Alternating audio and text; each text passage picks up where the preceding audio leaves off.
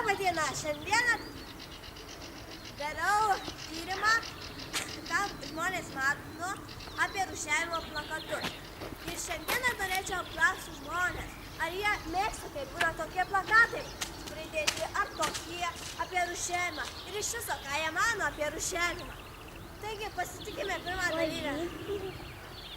Labą dieną. Labą dieną. Ką jūs manote apie tokius ar tokius plakatus rūšiuokime? Aš manau, kad tai yra iš tikrųjų labai gerai, nes galbūt kiek nors žmonės padrąsina, kad jie rūšiuotų, kad jie bent jau stengtųsi rūšiuoti. Ar pati piešimai kažkokį plakatą skatinantį rūšiuoti? Tai be abejo, kodėlgi ne, taip ir iš tikrųjų ir pati kartais paskatinu vaikus savo.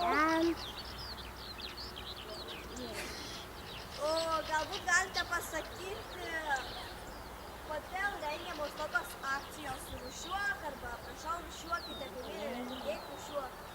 Todėl, kad saugotume aplinką švarę ir kad padrąsytume, kad priverstume gal, kaip čia pasakius, žmonės rūšiuoti ir saugoti jų aplinką, nes jie iš tikrųjų patys gyvena toje aplinkoje, patys kreipuoja nuodėmes, dujas.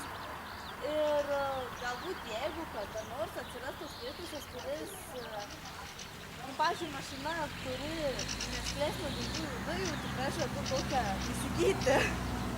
Gal neterštume gamtos?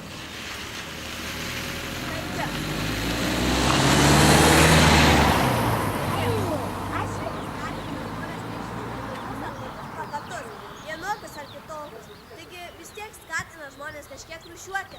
O aišku, senesnių amžiaus žmonėms tai labai yra prie širdies ir smagu.